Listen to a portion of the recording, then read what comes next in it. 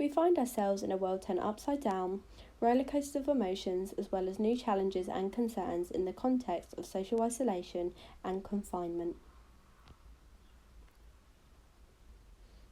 We are all in this together as a collective human experience, but on our own individual journeys within this. The boat in which you are sailing in order to defeat the pandemic will not look the same for everyone. Nor is it actually the same. It never was. This will take time to adapt, process, and reclaim life as we explore our new normal.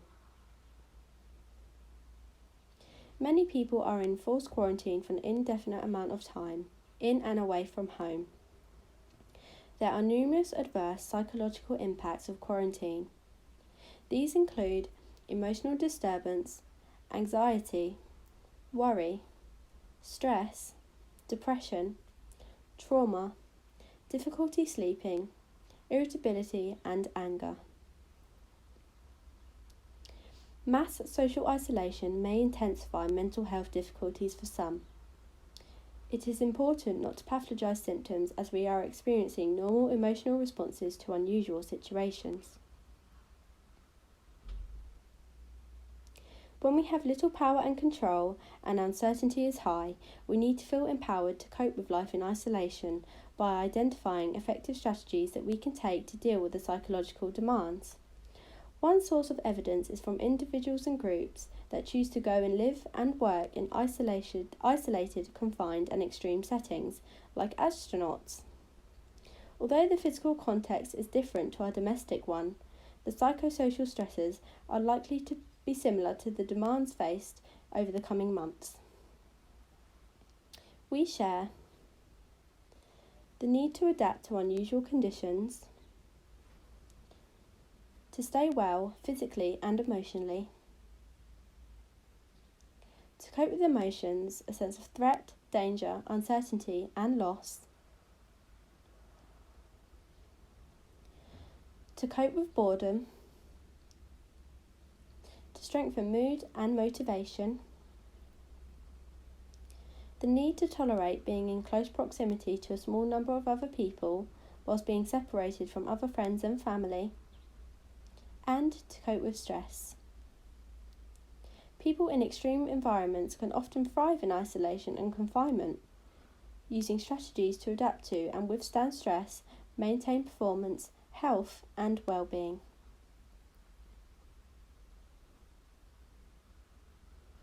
Adaptation. Adapting to social isolation and quarantine disrupts a person's normal way of life. When transitioning into and out of unusual environments, it can take up to 10 days for people to adjust to their new situation.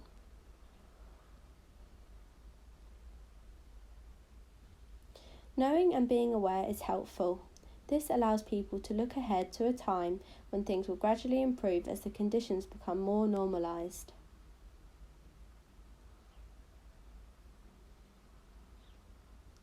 We need to know that we are having a normal response to unusual events.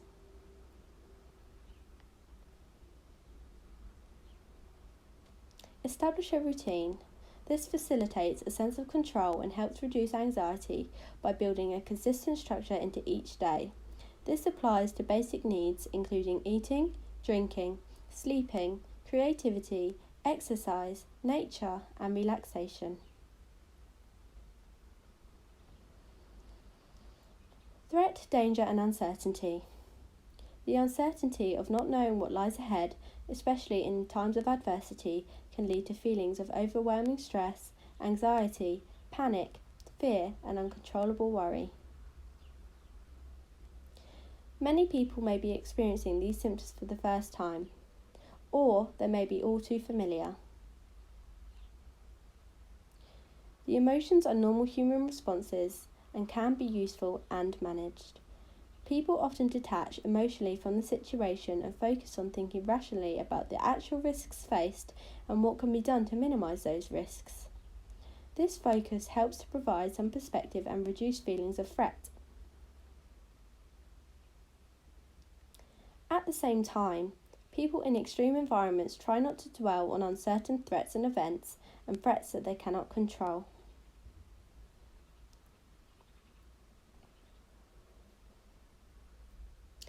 Don't ignore or suppress any feelings.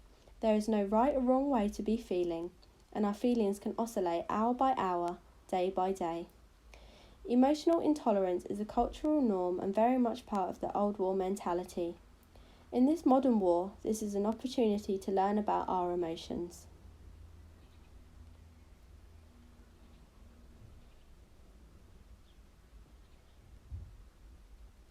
We may be developing a language for emotions for the very first time.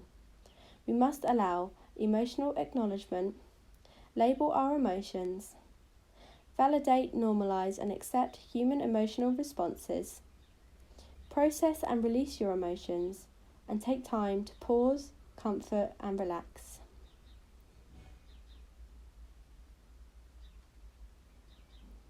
Fear of fear is common. Remember, big emotions will pass and our body and brain are set up to heal. This is a chance to build our resilience and emotional regulation within ourselves and our family. Parents modelling this to our children during homeschooling is important emotional education. Share and discuss your emotions. Do not let fear influence your decision making, known as emotional reasoning, and let wisdom and logic guide you. You must model peaceful behaviour to those around you. Be kind to yourself and others. And remember, it is okay to feel things when they come up.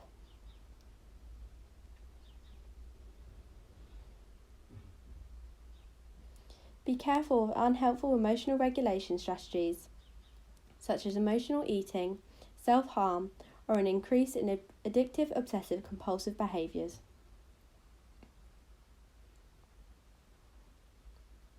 Get factual information about the virus. Limit looking at information or the news to once a day. Make sure you have reputable sources for your news and always question the information that you hear. Boredom. Boredom will likely set in. Challenges are associated with repetition, lack of variety, and sensory deprivation. You may have access to a wide range of internet-enabled entertainment and sources of distraction. Media, podcasts, video meetings, gaming platforms and virtual reality allow a degree of escapism. These can obviously help fill time and provide stimulation. However, variety is important.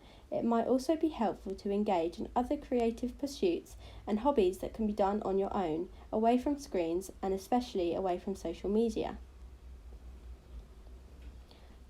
Learn the value of making your own entertainment.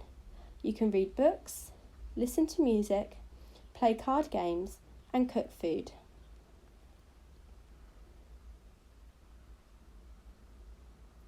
Building exercise into a routine is also an effective way of counteracting feelings of boredom and can reduce feelings of stress.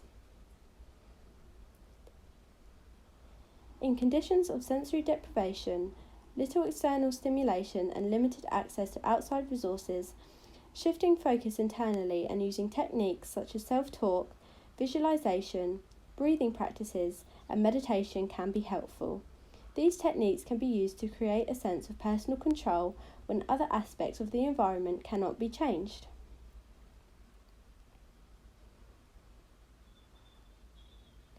Low mood and motivation. It is almost inevitable that at some point during isolation and quarantine, people will experience feelings of low mood and lack of motivation. Knowing that it is perfectly normal for mood and motivation to ebb and flow and there will be some good days and some bad days can be comforting. We are creatures of habit. Our body clock and overall well-being rely on our daily routines as markers for our day and to sleep well. Our body clock regulates based on sleep pattern, eating pattern and activities. Our body clock likes to be regular and structured. Stress and environmental change disrupt our normal routine. Sleep is often affected with problems falling and staying asleep, or sleeping too much.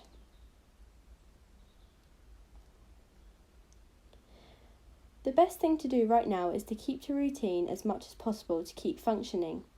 If you face exhaustion and deactivated, Start moving your body. We call this behavioural activation.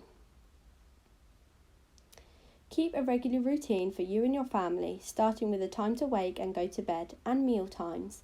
In the day, try to be active within the guidelines of social distancing and isolation. How we sleep at night is affected by what we do and don't do earlier in the day and the daylight we access, as this affects our melatonin production. Try and get outside between 11 and 3 when daylight is at its best. If you cannot get outside, try open a window for some fresh air.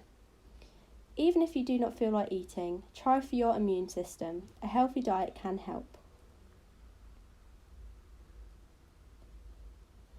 Activities that require concentration are good to do in the mornings and physical activity in the afternoon.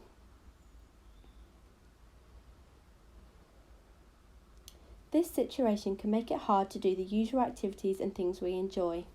We need to adapt them rather than lose them and be creative. Simple acts of kindness to ourselves and others is one way of doing this.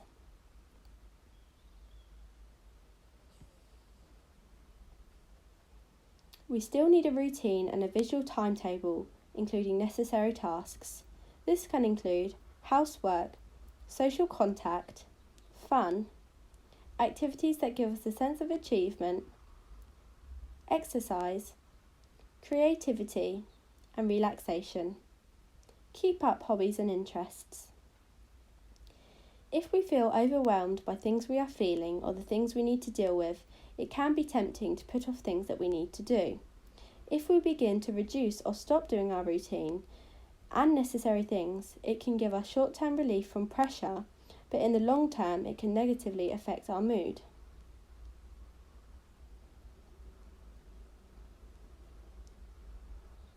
Write down tasks and break them into smaller tasks and tackle them one by one. Break down the task or challenge of being stuck in isolation and focus on the most important, achievable, and immediate tasks. What can be done over the next hour, day, or week? One task at a time. Quick wins can give us a hit of dopamine. Acknowledging progress and focusing on small achievements help foster a sense of competence and coping. This is valuable for reinforcing self-efficacy. This is the sense that one is able to cope with the demands faced. These little wins could be celebrated and rewarded amongst a trusted social support network. This could be the people you are isolated with or others through social media.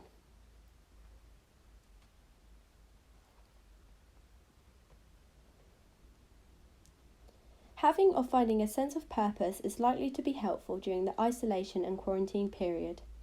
Complete projects, take online courses, and learning new skills is a way of staying motivated and providing focus.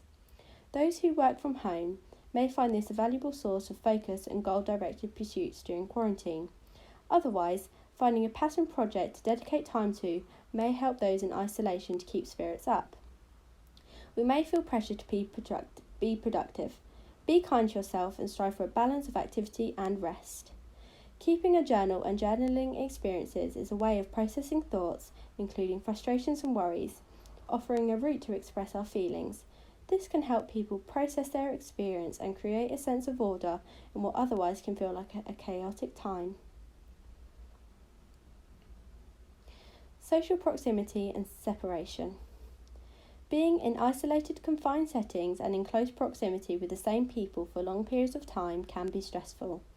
Lack of personal space and privacy can potentially impact on other relationships. This includes professional and personal relationships. It is important to be tolerant of others and being tolerable of oneself. To reduce the likelihood of conflict and arguments in what already may be a difficult time, self-restraint is likely to be needed. One way this can be helped is by identifying an area of protective, private, personal space, a place where someone can retreat to in times of frustration. It is okay to have open and honest conversations about our feelings and resolve the problem before it leads to further tension. Establishing ground rules may be helpful to make the quarantine period as comfortable as possible.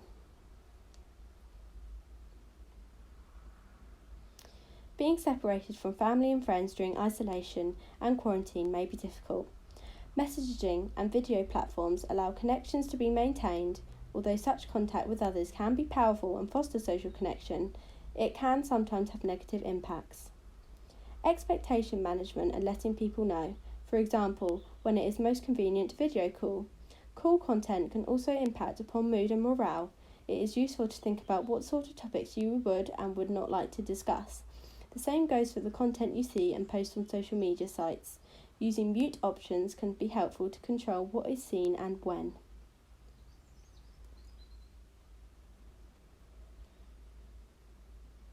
Working from home and homeschooling.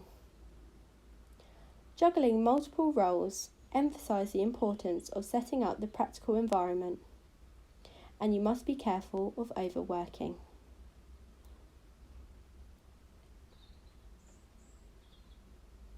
This video has discussed the impact of COVID-19 has had on our lives and some tips on how to cope during this time. Stay tuned for our new Opening Up the Treatment series on stress, worry, uncertainty and grief in relation to COVID-19 and how to deal with these emotions. Thank you for watching, and I hope to see you next time.